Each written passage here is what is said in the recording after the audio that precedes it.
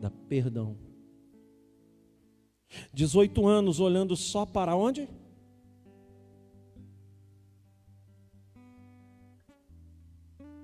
18 anos olhando somente para o chão, sem ter, querido, a possibilidade de olhar para frente. E espiritualmente olhar para frente é sinônimo de olhar para onde? Para o futuro. O diabo colocou essa mulher numa condição aonde ela só enxerga a sua realidade, ela não enxerga o futuro.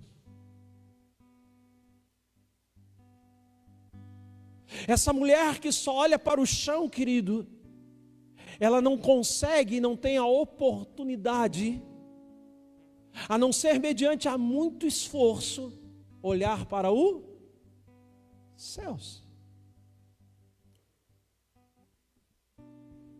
E quando nós falamos em olhar para os céus, eu sei que obviamente logo vem algo na nossa mente. O que vem? Salmos número 121. Elevo os meus olhos para o alto, da onde virá o meu socorro? O meu socorro vem do... Para a vida dessa mulher, o Salmo de número 121 não faz sentido. Por quê? Porque ela é restrita.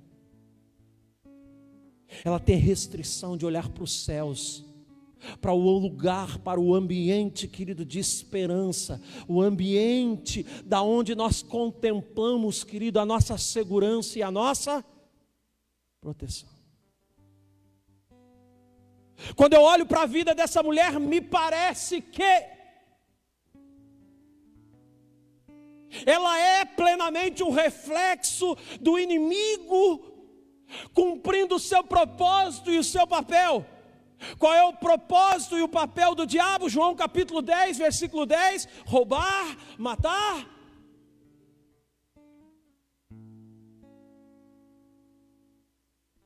Na vida dessa mulher, me parece que a esse momento é o ambiente, o lugar onde o diabo determina para cumprir a sua missão e colocar em prática o seu propósito de vida. Presta atenção, não olha para o lado, olha para mim.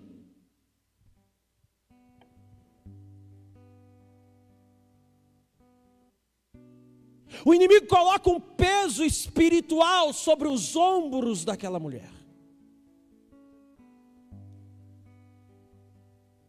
a fim de tornar a sua vida cada vez mais, diga comigo, difícil. Assim, por vezes, nós não percebemos, mas assim, por vezes, o inimigo das nossas almas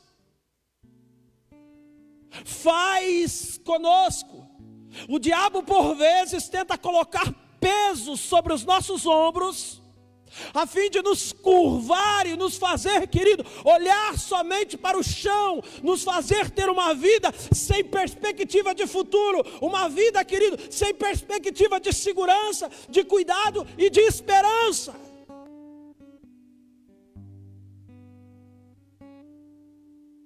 Às vezes nós estamos caminhando tão desanimados, tão entristecidos, querido, tão sem ânimo, e nós não percebemos.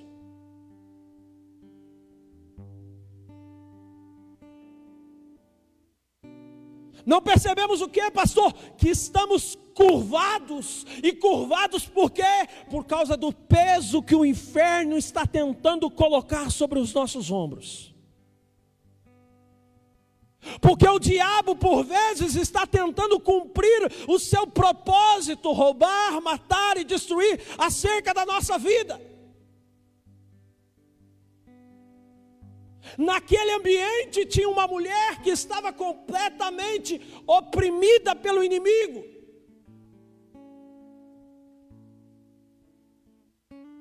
Diga comigo, mas naquele dia, diga, Jesus também cumpriu o seu propósito. Porque se o diabo está cumprindo o propósito dele, diante do dia em que Jesus encontra aquela mulher, a Bíblia diz que Jesus também decide cumprir o seu propósito. E João, ou 1 João capítulo 3, versículo 8, vai dizer qual é o propósito de Jesus. Ele disse que é para isso que se manifestou o Filho de Deus, para desfazer toda a obra do diabo. Toda a obra do diabo é desfeita, querido, por meio da obra de Cristo Jesus na cruz do Calvário. Aquela mulher está vivendo, querido, uma estação difícil, mas quando ela encontra com Jesus, a estação muda. Diga comigo, quando encontro com Jesus... fala com voz de vencedor, pelo amor de Deus, cara. Vamos tentar de novo, sim ou não? Diga assim, quando ela encontra com Jesus, diga, a estação muda. Agora fala com voz de vencedor, diz assim, quando eu encontro com Jesus, diga, a minha estação muda. Querido, eu quero liberar uma palavra da parte de Deus sobre este lugar essa noite. Querido, a sua estação vai mudar, em nome de Jesus. Talvez você entrou aqui hoje, vivendo uma estação ruim, difícil na sua vida, mas o Filho de Deus se manifestou, e Ele vai desfazer toda a obra do diabo. Está chegando um novo tempo, uma nova estação sobre sua vida e sobre sua casa. É tempo de vivermos uma nova história. Quando Jesus chega, querido, o tempo da humilhação termina. Quando Jesus chega, pastor Silmar, começa um tempo de restauração. Quando aquela mulher encontra Jesus, era tempo de erguer-se. Não era mais tempo de andar prostrada. Quando ela encontra Jesus, Jesus ergue, porque é isso que Cristo faz. Quando nos encontra e quando nós encontramos Ele, Ele nos cura, Ele nos liberta, mas Ele também nos ergue para vivermos uma vida de esperança. O milagre aconteceu na vida daquela mulher, e a pergunta é, o que impede que o milagre aconteça na nossa?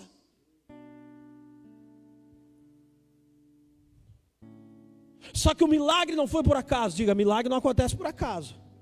Isso eu tenho ensinado nessa igreja fazem 12, 13 anos. Alguns fatores contribuíram para o milagre acontecer na vida daquela mulher. Eu quero falar só dois, porque eu quero orar com você hoje. 2 fatores que contribuíram para que o milagre acontecesse na vida daquela mulher e vão contribuir para que o milagre aconteça na nossa vida, em nome de Jesus. Levanta a mão e diga, eu vou viver o milagre de Deus. O primeiro fator, querido, é o ambiente. Diga, ambiente. Você sabe que falar sobre ambiente é algo antagônico. Por quê, pastor? Porque ao mesmo tempo que ambiente pode ser benéfico, ele também pode ser maléfico. Ao mesmo tempo que o ambiente pode contribuir a favor, o ambiente pode contribuir de forma negativa, contrária. Ambientes moldam nossos hábitos e comportamentos. Ambientes são influenciadores sociais e espirituais sobre nossas vidas. Eu usei uma frase de Armand de Bill que diz o seguinte: pessoas moldam a geografia, tanto quanto, preste atenção nisso, a geografia molda as pessoas. Pessoas podem influenciar geografias, lugares, assim tanto quanto lugares e ambientes podem influenciar pessoas.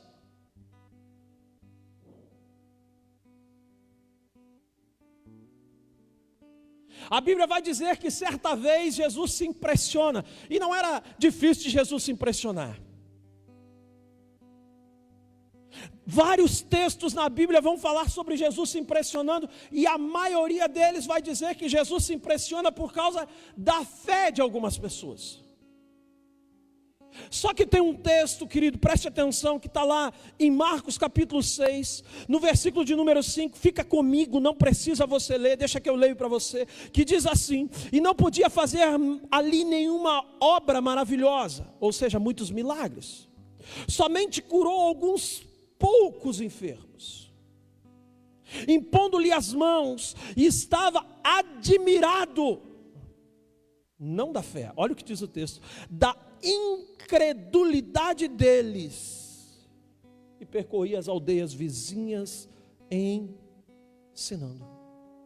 Jesus está onde? Jesus está em Nazaré, na sua terra natal.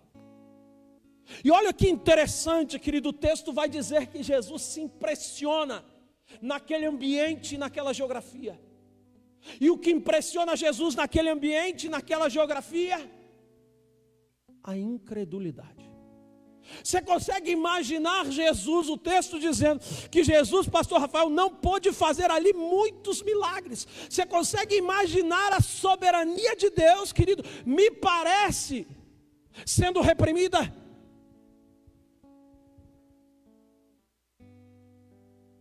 Você imagina, querido, como estava o coração de Jesus em relação àquela cidade? Minha terra natal, eu quero abençoar a minha terra, mas no entanto, não é isso que o texto diz que acontece. Pelo contrário, o texto vai dizer que naquele ambiente ele não pode fazer muitos milagres.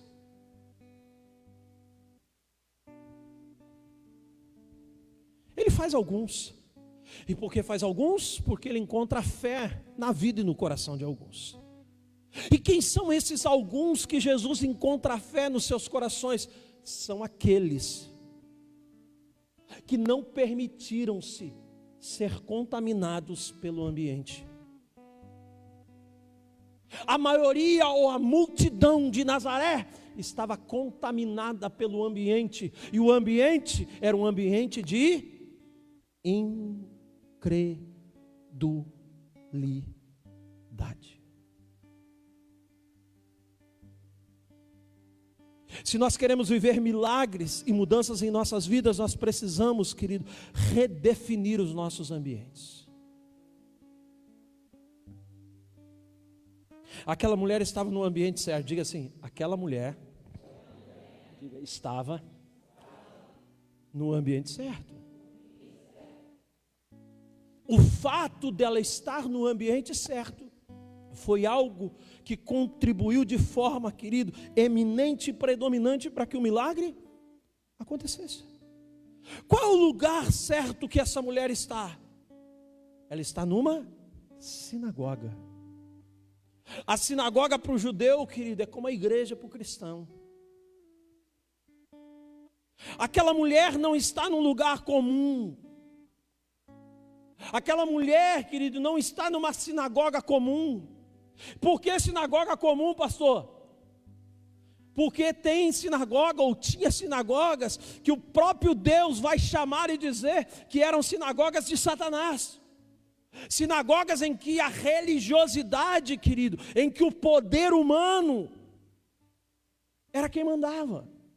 Só que essa mulher não está nesse ambiente, essa mulher está numa sinagoga certa e correta. E como que a gente sabe disso, pastor, que esse era o ambiente certo? Simples, olha o versículo de número 10, olha o que diz o texto. Ensinava.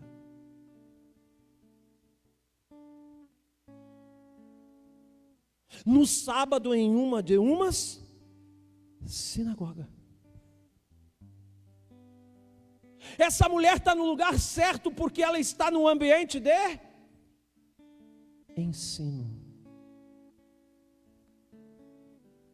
Querido, pense comigo, imagina a dificuldade de mobilidade para essa mulher chegar até uma sinagoga. Imagina a dificuldade para essa mulher se locomover até uma sinagoga. Mas o texto vai dizer que ela lá está, e não está por um dia, 2 dias, mas ela está lá por um bom tempo. O que atrai essa mulher lá, senão o ensino que lá se dava? Quando essa mulher decide sair de casa, ela sai de casa porque ela entende que o ambiente é favorável para aquilo que ela precisa para a sua vida. Ela não sai para um show gospel, Ela não paga o preço para ir para um show gospel. Não. Ela não está indo para uma campanha de cura e libertação. Ela não estava indo para uma cura, para um ambiente, querido, de cura de interior. Não. Ela não está indo para a campanha dos 318 da Universal. Não. Ela não está indo, querido, para o show da fé. Ela não está indo para um culto pentecostal, aonde todo mundo fica girando, gritando, de forma emocional, sem compreender nada. Não. O ambiente que ela está indo, que ela busca, que ela dedica a sua vida, é o ambiente de ensino.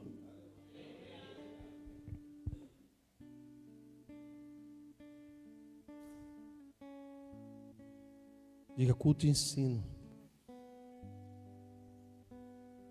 Num culto, muitas coisas podem mexer com as nossas emoções. Você sabia disso?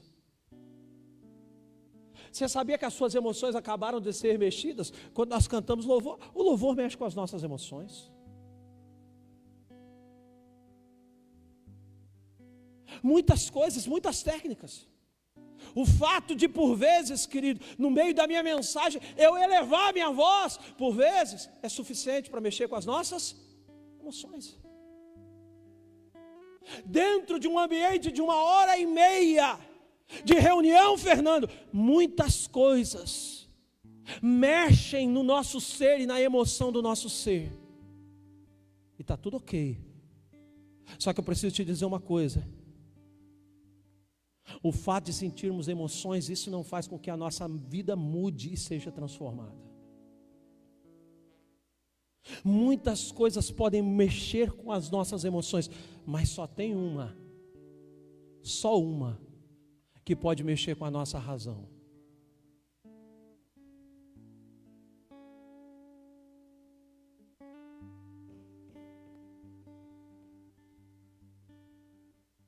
Só uma tem o poder de mexer com as nossas razões, e Paulo diz qual é ela. Quer que eu diga? Você conhece já, não precisa.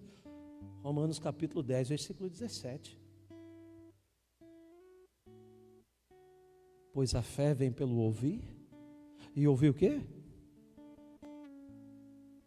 Só a palavra de Deus tem o poder, querido, de mexer com a nossa razão. Tem o poder de fazer o homem cair em si, entender o quanto ele é dependente de Deus, da sua graça e do seu favor. Só, querido, preste atenção, a palavra de Deus pode produzir em nós conhecimento. No ambiente em que a palavra é ensinada, a fé é despertada. Os corações se alinham ao coração de Deus, e então, diga, então, os milagres acontecem.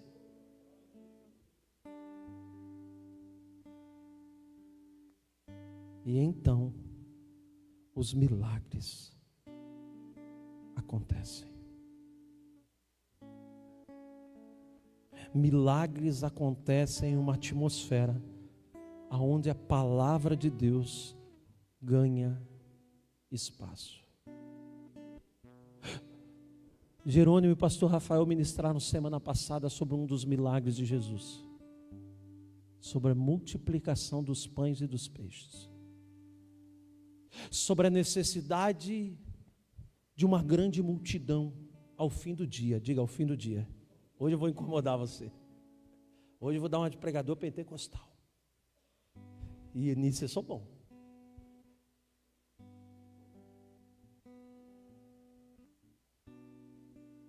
A necessidade se dá ao fim do dia, ao fim de um período. Qual período? Um período de ensino.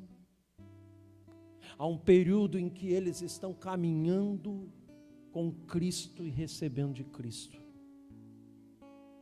No final do dia, os discípulos dizem: vamos despedir a multidão, porque já é tarde, e eles não têm o quê? Aí Jesus diz o seguinte: deem vocês a eles de comer, e eles ficam sem entender. Não vou repregar a palavra. Fico sem reentender, por quê? Porque eles ainda não haviam compreendido o quê? O que eu estou ensinando para você hoje.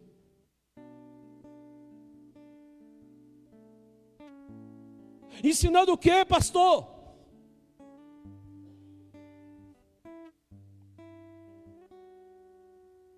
Que os ensinamentos de Jesus nunca acabam com informação. Nunca acaba. Quando Jesus está ensinando, o ensinamento nunca acaba somente com informação. Sabe como que acaba? Com milagre e transformação. Jesus dá vocês a eles de comer, mas como? Ei, vocês acabaram de passar o dia inteiro aprendendo. O ambiente está favorável para o milagre. O ambiente está pronto, a terra está fértil, é só liberar a palavra, é só começar a se mover, que o milagre começa a acontecer. O ambiente é favorável. Não despreze o ensinamento e o conhecimento. Por quê? Priorize isso na sua vida. Priorize isso como cristão. Priorize isso como base de culto. Por quê? Porque nunca acaba na informação, querido. Sempre vai acabar com o poder de Deus sendo manifestado, com Deus fazendo milagre, com Deus operando sobre nossas vidas, com Deus restaurando nossas vidas. Primeiro ele ensina, depois ele coloca em prática.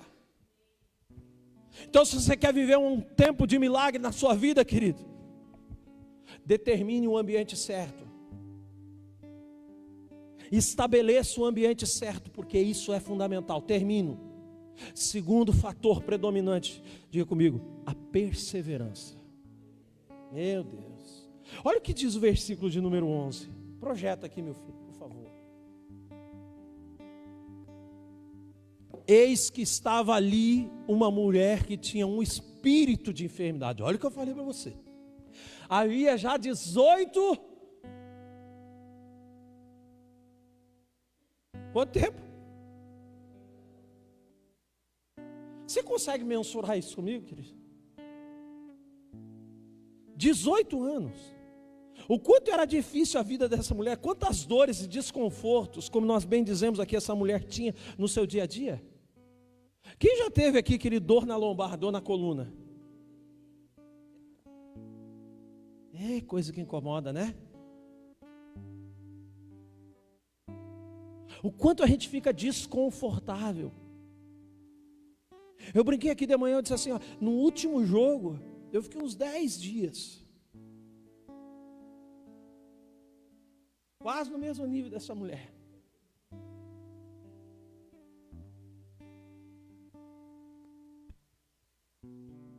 Eu que não sou bobo, dessa vez eu escolhi o taco. Digo, eu vou jogar taco. Vou jogar sinuca com o pastor Rafael. Eu digo, não, dessa vez eu não vou correr. Eu levei 10 dias.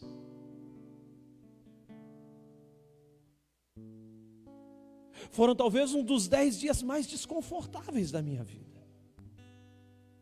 Então, se você já deu um mau jeito, querido, na sua coluna, você sabe o quanto isso é ruim, sim ou não? A gente passaria às vezes uma semana, talvez você já passou até um tempinho mais. Mas, querido, nós estamos falando de alguém que está vivendo nessa condição há quanto tempo? 18 anos. 18 anos, querido, e não tinha o que nós temos hoje.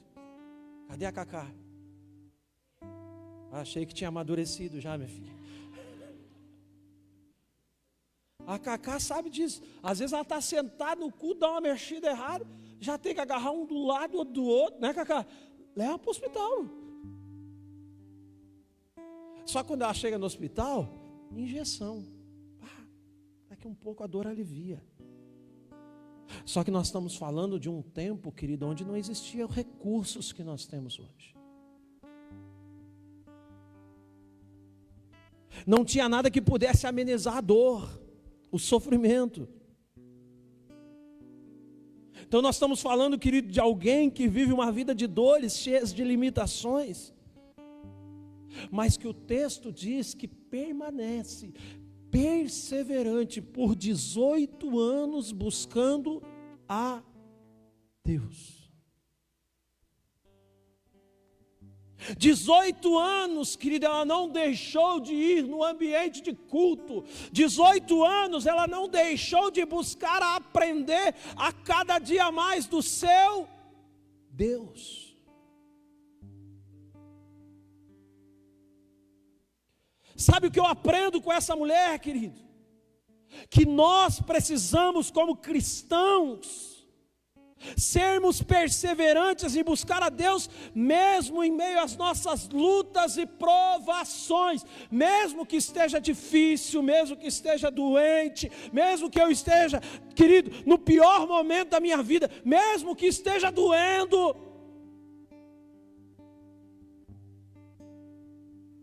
Buscar a Deus deve ser sempre a minha prioridade.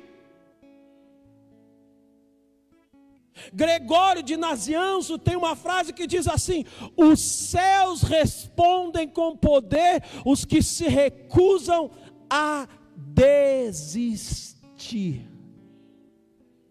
Sabe por que a gente não vive o poder de Deus? Sabe por que alguns milagres não acontecem na nossa vida? Porque nós desistimos no meio do caminho. Porque no meio da primeira dificuldade, no meio da primeira enfermidade, no meio da primeira chuva, no meio do primeiro frio, a gente desiste.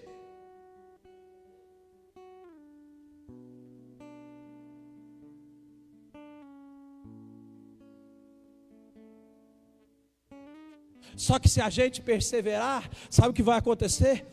Os céus vão responder com poder.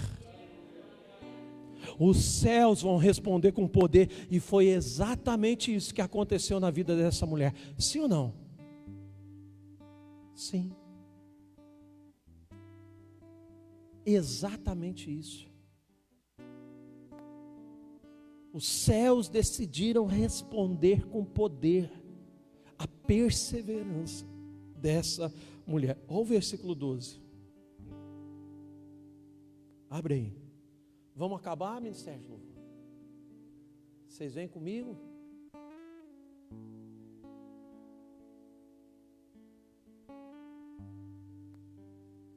Versículo 12. Olha o que diz o texto. O que diz o texto? Você consegue ler? Vamos junto? Vamos? Para. Eu o quê? Eita Deus. Diga comigo. Jesus viu. Olha para a pessoa que está do seu lado e diga assim: Jesus viu. O que Jesus viu?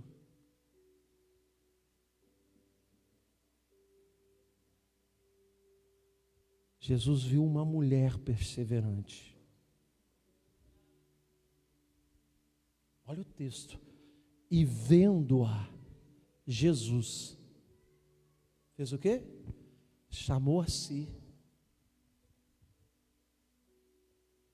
e disse-lhe: mulher, estás livre da tua enfermidade. Deixa eu dizer uma coisa para você, querido.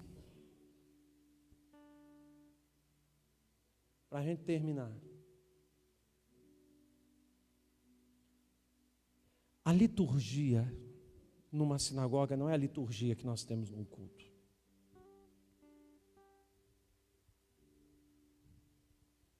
A liturgia numa sinagoga é diferente. Aqui, a gente senta homem, mulher, jovem e criança junto, sim ou não? A gente se mistura. Dentro da cultura judaica, na sinagoga, tanto a mulher quanto as crianças não poderiam sentar no mesmo ambiente de culto. Elas não ficariam nesse ambiente que você está. Aonde as mulheres e as crianças sentavam?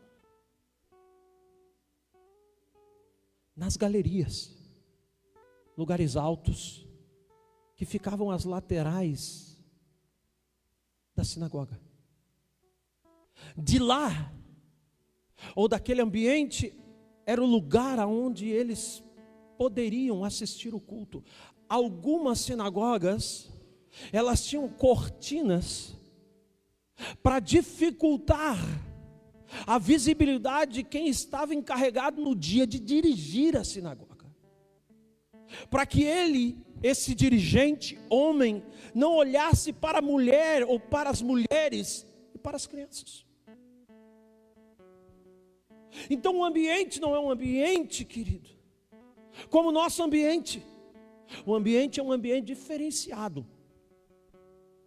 Só que o texto está dizendo o seguinte: apesar do ambiente ser diferenciado, não ser comum ao nosso ambiente, o texto diz que Jesus viu. A religião, presta atenção, dizia que a mulher e as crianças tinham que ficar separadas. Porque a religião, por vezes, tem essa característica. Qual a característica? De separar os homens da graça de Deus. A religião faz acepção. O ambiente religioso, ele faz acepção. Por isso que uma das grandes contendas de Jesus foi que nós nunca separássemos, como algumas igrejas fazem, área VIP para pessoas em condições financeiras melhores. Jesus disse que o ambiente do culto deve ser comum a todos. Quando isso começa a acontecer, o ambiente não é mais um ambiente, querido, da graça de Deus, se torna um ambiente religioso. Então a religião ou a religiosidade distinguia, separava. Só que naquele dia, querido, quem está lá não é um simples doutor da lei. Naquele dia, quem está pregando na sinagoga, pastor Silmar, não é um homem comum. Naquele dia, quem está lá na sinagoga pregando é o Cristo, é o Deus, querido, manifestado em carne. Quem está naquele dia pregando, esse não, querido, aquele que é a maior expressão do amor e da graça de Deus.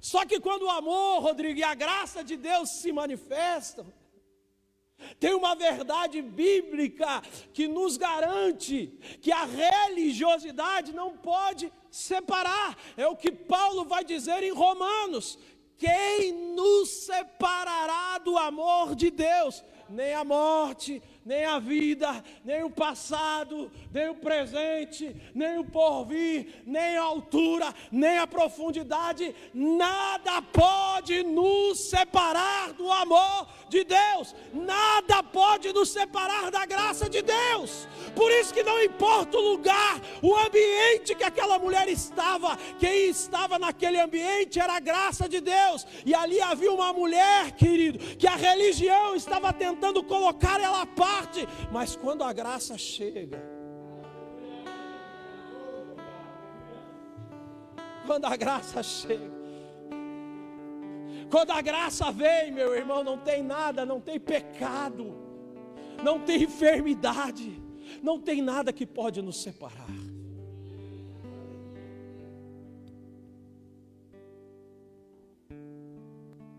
Diga, era Jesus.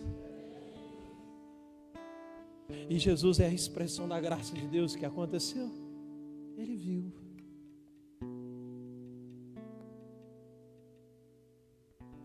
Posso dizer uma coisa para você hoje, querido, nessa noite? Não sei como é que você entrou aqui hoje, mas eu tenho uma certeza no meu coração: a certeza de que Jesus está vendo a sua realidade, a sua vida. Quando Jesus vê aquela mulher, sabe o que ele faz? Ele chama ela para um milagre.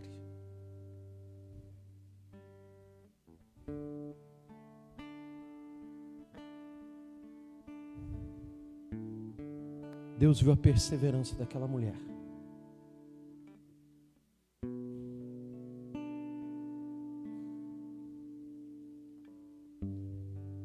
Nós falamos uma frase aqui nessa manhã.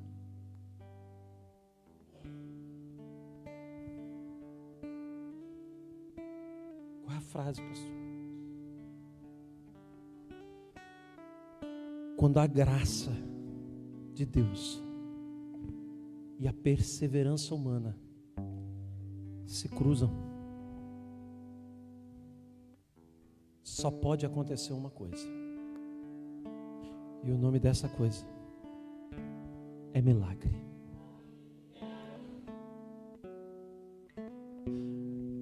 Se coloque de pé, deixa eu terminar. Não conversa com ninguém, pelo amor de Deus.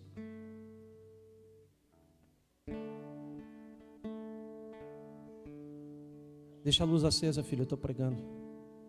Obrigado. Qual é a condição que aquela mulher vive? Curvada. Sim ou não?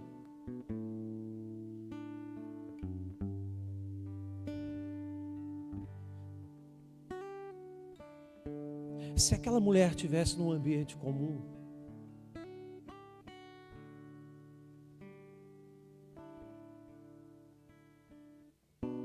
de culto, deixa eu dizer uma coisa para você. A probabilidade é quase zero de que ela pudesse enxergar Jesus. Curva aí, Rodrigo. Imagina, não, curva aí, filho. Imagina que ela está no lugar comum de culto. Qual é a probabilidade de ela enxergar ver Jesus? Obrigado, Rodrigo. Senão daqui a pouquinho vai te dar dor na lombar. Quase zero. Ela não tem contato social, sim ou não? A condição, a curvatura dela não permite ela olhar para frente. Só permite ela olhar para... Terminei. Só entendemos de manhã.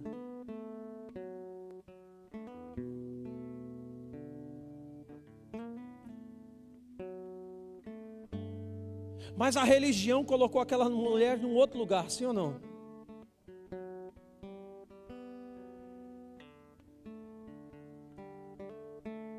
Qual lugar?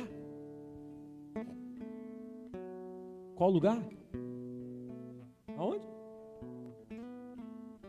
Aonde? Aonde ela está?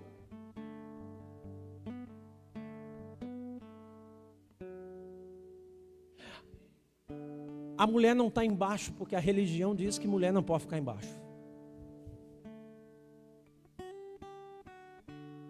A mulher é colocada em cima. Escute. Talvez alguns momentos da história da vida daquela mulher, quando ela chegou no culto, eu preciso dizer isso para você. Talvez ela reclamou porque tinha que subir escada. Talvez ela reclamou porque tinha que ficar em cima. Talvez ela reclamou, pastor Rafael, porque tinha que ficar separada. Mas ela ia. Reclamando, murmurando, não gostando, ela ia. Talvez questionando a vida e talvez pensando por que a vida gera essas coisas com a gente. Por que precisar passar com essa situação? Por que tem que ser separado? Por que não pode ser junto? Só que a Bíblia diz que todas as coisas, elas cooperam para o bem daqueles que amam a Deus.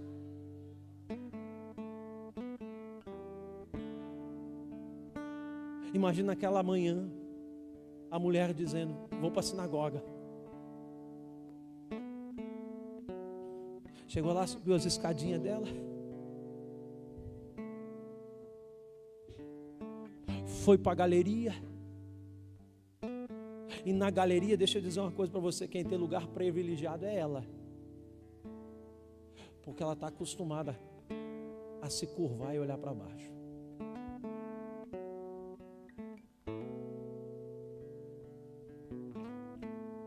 Aquela mulher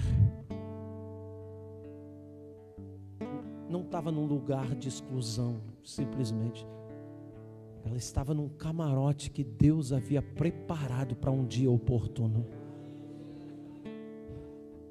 Agora ela está olhando para baixo na normalidade da sua vida, perseverando. Naquele dia, olhando ela para baixo, pastor Rafael, porque se estivesse embaixo não conseguiria olhar para frente, mas tudo que ela consegue estando em cima é olhar para baixo. Quando ela olha para baixo, sabe quem que ela enxerga?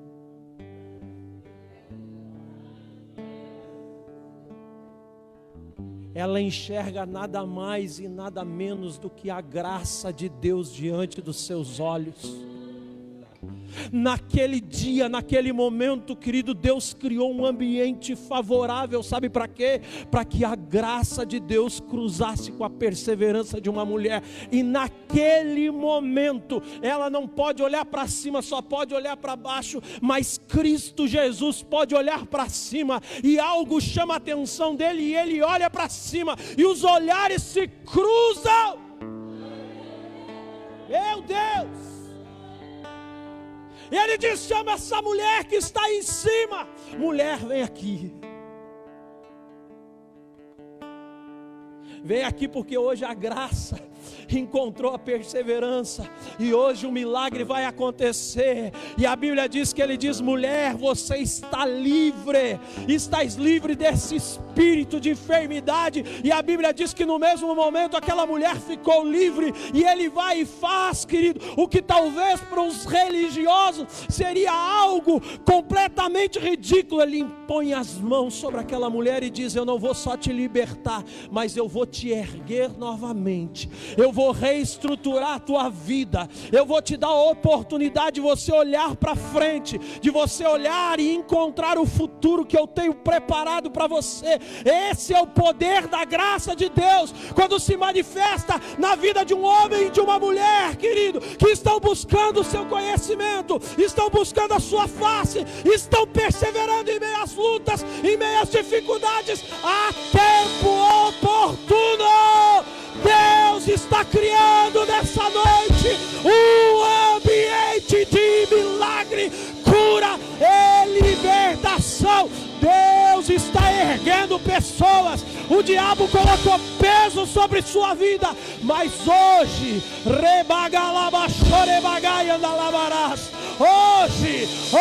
hoje, não é amanhã. Eu libero uma palavra dos céus, é hoje. Hoje Deus está erguendo tua vida, hoje Deus está erguendo teu casamento, hoje Deus está erguendo a tua vida financeira, hoje Deus está erguendo a tua família, hoje Deus está erguendo a tua empresa. Erga-te, seja livre no nome de Jesus. Aleluia! Vamos adorar o Senhor essa noite. Recatalabarabachei andarabas, roga balaba e andalabachei andarabalas.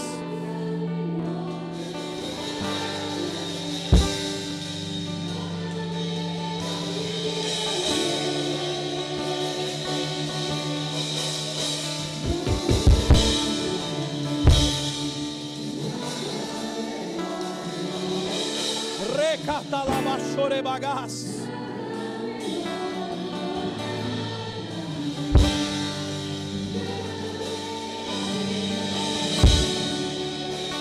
Convido os pastores para orar no meio do povo. Não vou nem chamar o povinho aqui na frente.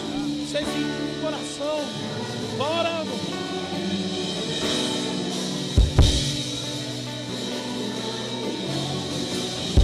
O poder de Deus está entre nós.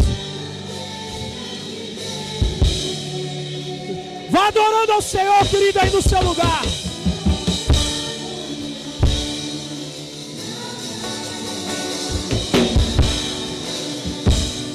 Os pastores estarão orando aí onde você está, no meio das cadeiras.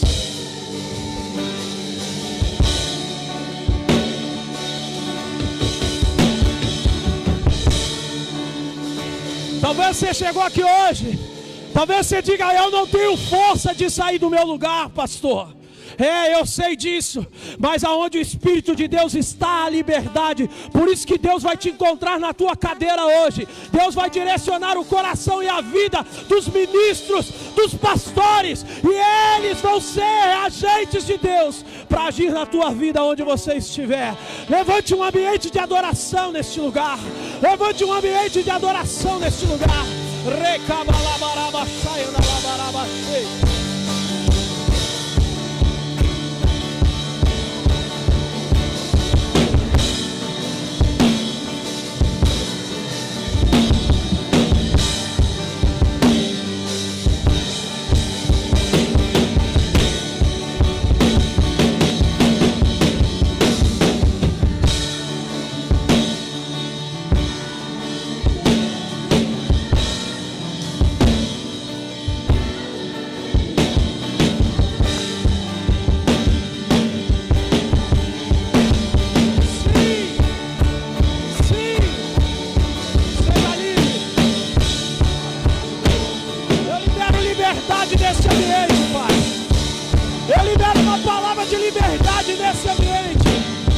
Espíritos malignos caiam por terra em nome de Jesus. Espíritos malignos caiam por terra em nome de Jesus. Espíritos de enfermidade,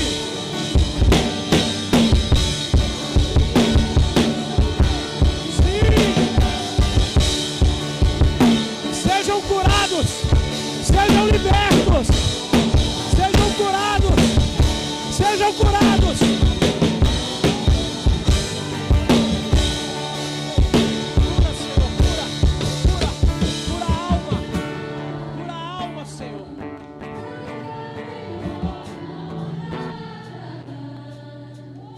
Toda pressão, Pai, todo o peso que o inimigo por vezes coloca, Pai, eu oro no nome de Jesus, Pai, nessa noite, Senhor, será o encontro da graça com a perseverança, Pai. Senhor, a vida deles não será mais a mesma, Senhor, os seus lábios jubilarão, Senhor, Senhor, sorriso, Senhor, óleo de alegria, Senhor, será derramado sobre a vida deles.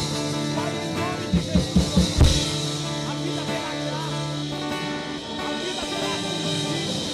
Pai, em nome de Jesus, Pai, eu libero uma palavra.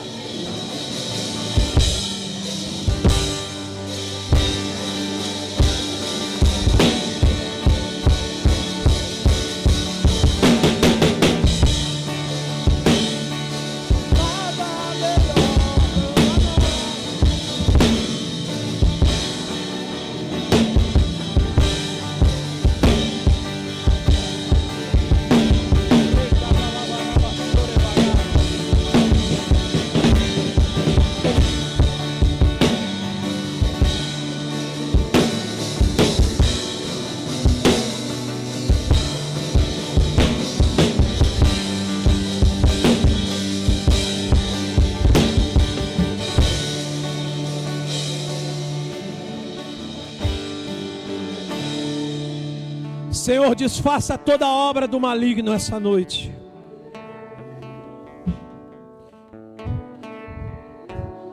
Senhor, na autoridade a mim concedida, Senhor, em favor do Teu nome, todo espírito imundo, todo espírito maligno,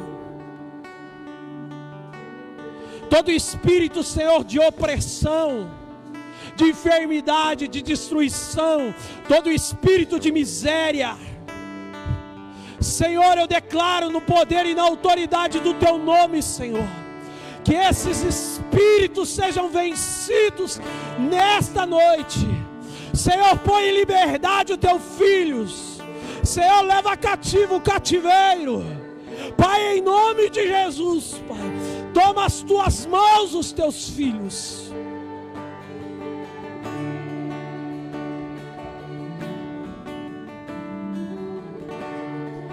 Receba refrigério de Deus essa noite.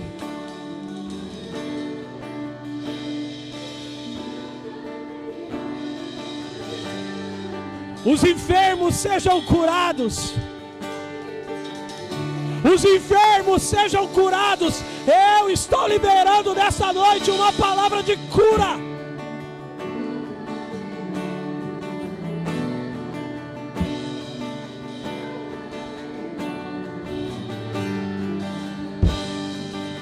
Cura física, cura emocional, cura espiritual.